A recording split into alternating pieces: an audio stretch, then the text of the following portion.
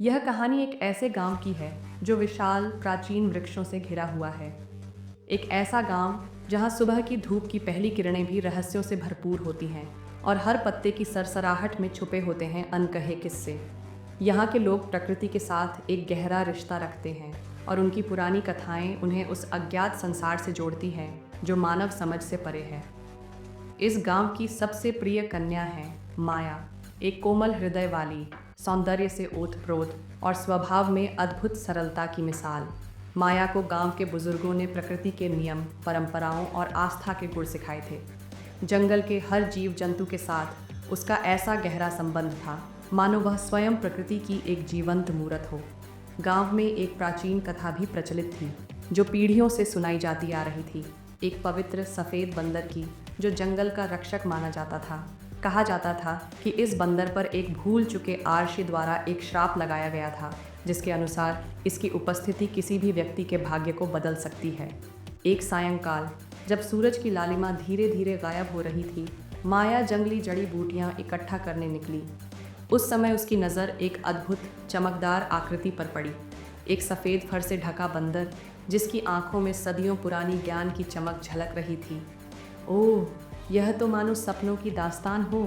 माया के मन में एक अजीब सी गर्माहट फैल गई, जैसे उसे इस बंदर से ही अपने भीतर का सुकून मिल रहा हो।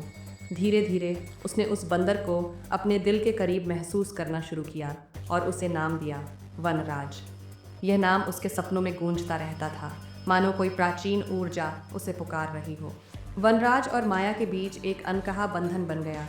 हर कठिन पल में वनराज उसकी आंखों में अपना अजीब सा संदेश छोड़ जाता, एक ऐसा संदेश जो केवल दिल से समझा जा सकता था। माया ने महसूस किया कि यह बंधन समाज के रिवाजों से कहीं अधिक गहरा है, जो शब्दों से परे केवल अनुभूति में ही व्यक्त होता है। कुछ रातों के बाद जब पूरा चांद आसमान में अपनी पूर्ण छटा बिखेर रहा था, माया ने एक विचित्र और स्वप्निल सपना देखा। उस सपने में एक तेजस्वी आकृति प्रकट हुई जिस पर प्रकाश की परत ओढ़ी हुई थी और जिसकी आवाज़ प्राचीन रहस्यों के स्वर में थी। माया, तेरा भाग्य अनोखा है। एक परिवर्तन की घड़ी आई है जो न केवल तुझ में बल्कि इस धरती पर भी नया उजाला फैलाएगी। सपने की गूंज माया के भीतर एक शांत परंतु गूढ़ ऊर्जा का संचार कर गई, लेकिन उसने इसे एक रात के भ्रम के रूप में ही समझा और दिनचर्या में लौट आई। कुछ दिनों में ही माया ने अपने शरीर में कुछ अजीब परिवर्तन महसूस किए। उसे यह एहसास हुआ कि वह गर्भवती है, जबकि उसने कभी किसी इंसान के साथ ऐसा संबंध नहीं रखा था। ये चमत्कारिक घटना गांव में एक भयंकर सनसनी में तब्दील हो गई। गांव में यह खबर जैसे आग की लपटों की तरह फैल गई। कुछ ने इसे अचंभित कर देने वाला चमत्कार माना तो कुछ ने अंधविश्वास और अपशकुनों की गूंज सुनी। माया के ऊपर आरोप लगे कि वह किसी अपवित्र संबंध में लिप्त हो गई है, जिससे वह अब गांव की नज़रों में पापी बन चुकी थी। माया के दिल में उत्साह और डर दोनों का संगम था। उसकी आत्मा में एक अजीब सी द्वंद्व की स्थिति थी। एक ओर यह चमत्कारिक गर्भावस्था उसे आशीर्वाद जैसा महसूस करा रही थी, तो दूसरी ओर इसे एक श्राप की तरह भी देखा जा रहा था। क्या यह भाग्य है या कोई रहस्यमयी शक्ति का खेल? मेरी आत्मा कहती है कि इसमें कोई महान उद्देश्य छुपा है, पर मेरा मन डरता भी है। इसी दौरान वनराज का रुख और भी रहस्यमय होता चला गया। वह माया की हर खुशी और दुख में उसका साथ देने लगा, मानो उसकी आत्मा की रक्षा के लिए प्रेत सुरक्षित दूत हो। वनराज के व्यवहार में धीरे धीरे एक अद्भुत परिवर्तन आया। वह अब न केवल माया का साथी था, बल्कि उसकी आंतरिक आवाज़ भी बन गया था। एक दिन गांव में एक वृद्ध रहस्यमयी सन्यासी प्रकट हुआ, जिसने गांव वालों को पुराने किस्सों और भविष्यवाणियों की कहानियां सुनानी शुरू की। उसकी आवाज़ में गहराई और अनुभव की झलक थी। सुनिए, एक पवित्र कन्या और वनराज जो केवल एक बंदर नहीं बल्कि एक दिव्य इतिहास के धागों से बंधे हैं। उनके मिलन से एक ऐसा चमत्कार होगा जो मानव और प्रकृति के बीच संतुलन को पुनर्स्थापित करेगा। सन्यासी ने बताया कि वनराज वास्तव में कोई साधारण बंदर नहीं है, बल्कि एक प्राचीन शापित राजकुमार केशव हैं, जिन्हें किसी देवकीय सत्ता द्वारा बंदर के रूप में परिवर्तित कर दिया गया था। उनके ऊपर लगाया गया यह श्राप मानव और दिव्यता के बीच के बंधन को तोड़ने के लिए था, पर नियति के पन्नों में कुछ और ही लिखा था। गांव में अंधविश्वास और डर का माहौल छा गया था। लोग वनराज को एक अपवित्र प्राणी मानने लगे थे और उसकी खोजबीन में जुट गए। उत्सुकता और भय दोनों ने मिलकर माया के जीवन को जकड़ लिया। माया, जिनके जीवन में अब अनेकों प्रश्न और अनसुलझे रहस्य थे, ने अपने ही अस्तित्व के साथ एक गहरी आंतरिक जंग छेड़ दी। उसे महसूस हो रहा था कि यह गर्भावस्था किसी वरदान से कम नहीं है, लेकिन साथ ही यह एक भारी श्राप भी हो सकता है। जब गांव वालों ने वनराज का पता लगाया तो भीड़ भाड़ के कारण वह धीरे धीरे पस्त होने लगा। माया ने हिम्मत जुटाकर जंगल की ओर भागना शुरू किया, जहां उसे सुकून और उत्तर खोजने की उम्मीद थी। गहराते जंगल के बीच माया का सामना एक प्राचीन बेलों से लिपटी मंदिर से हुआ।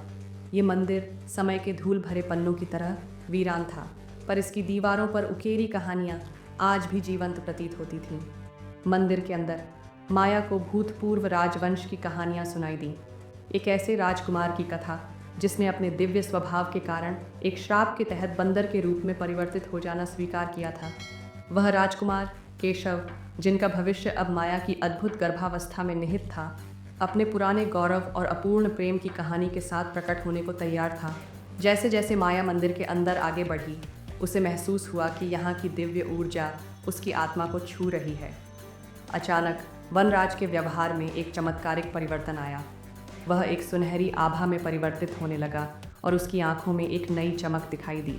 एक ऐसी चमक जो बताती थी कि वह केवल एक बंदर नहीं, बल्कि केशव राजकुमार हैं, जिनका श्राप अब टूटने वाला था। माया, अब समय आ गया है। मेरा वास्तविक स्वरूप प्रकट होने वाला है।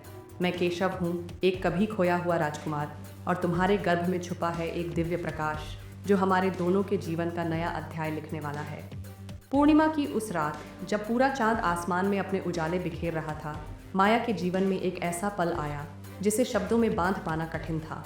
मंदिर के गर्भ में प्राकृतिक ऊर्जा के सम्मिलन के साथ माया के भीतर एक नई जीवंतता का संचार हुआ। उसके शरीर ने एक अद्भुत परिवर्तन का अनुभव किया, जैसे किसी दिव्य शक्ति ने उसे आशीर्वाद दिया हो। जब माया ने शिशु का जन्म लिया तो वातावरण में एक अद्भुत परिवर्तन हुआ। जंगल से गूंजती हुई फुसफुसाहटें, हवाओं में फैलते प्रेम के गीत और आकाश में निखरे उजाले, सब ने मिलकर एक ऐसा दृश्य रच दिया जो न केवल माया बल्कि समस्त प्रकृति के पुनरुत्थान का संकेत था। ये मेरे बच्चे के पहले शब्द हैं, मेरे जीवन का नया अध्याय है। उसी क्षण केशव का रूप पूर्णतः बदल गया।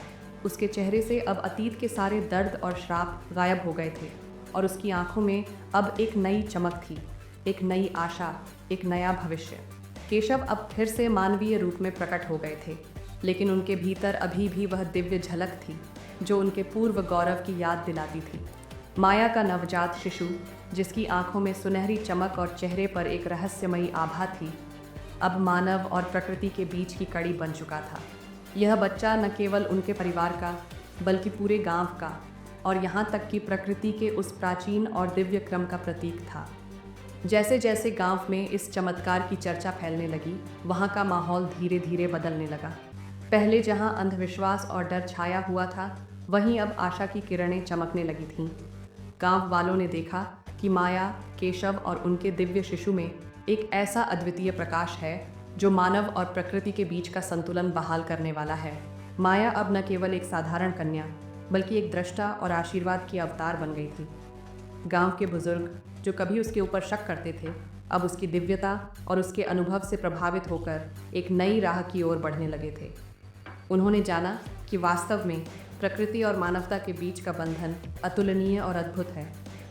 हमारी यह कहानी न केवल हमारे जीवन का, बल्कि पूरे संसार का संदेश है, प्रेम और विश्वास से भरी हुई, जो किसी भी बाधा को पार कर सकती है। माया, केशव और उनके दिव्य शिशु ने अपने अपने जीवन को उस मंदिर और जंगल की अगल बगल की भूमि पर समर्पित कर दिया। वे अब गांव और जंगल दोनों के संरक्षक बन गए थे। एक ऐसा बंधन जो केवल प्रेम, समझ और स्वीकार्यता के आधार पर ही संभव था। समय के साथ माया और केशव की यह अद्भुत कहानी एक ऐसी धरोहर बन गई जिसे हर पीढ़ी ने आत्मसात किया। गांव में अब ऐसा वातावरण था जहां लोग न केवल अंधविश्वासों से ऊपर उठकर, बल्कि प्रकृति के अद्भुत रहस्यों का भी सम्मान करने लगे थे। उनके दिलों में यह विश्वास जग गया था कि प्रकृति और मानवता का बंधन अटूट है और प्रेम के माध्यम से हर अंधकार पर विजय पाई जा सकती है। माया को अब एक दृष्टा के रूप में पूजा जाता था। वह जंगल की रानी थी जिसने अपने अनुभवों से यह साबित कर दिया था कि असली शक्ति प्रेम में है। वह शक्ति जो प्रकृति के साथ समरसता और मानवता के लिए समर्पण को जन्म देती है। प्रकृति का हर जीव हमें कुछ सिखाता है, हमें प्रेम और विश्वास का पाठ पढ़ाता है। मैं अपने जीवन के अनुभवों को साझा करके यही संदेश देना चाहती हूँ कि सच्चा प्रेम किसी भी सीमा को पार कर जाता है। और इस प्रकार माया, केशव और उनके दिव्य शिशु की कथा आज भी गांव की गलियों, जंगलों और मंदिरों में गूंजती है।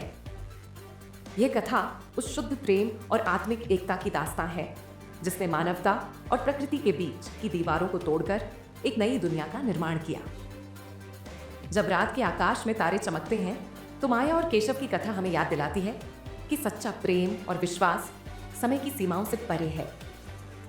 उनके जीवन ने हमें यह सिखाया कि प्रकृति के साथ हमारा रिश्ता अटूट है और उसकी हर एक गूंज में हमारे अस्तित्व की कहानी छिपी है।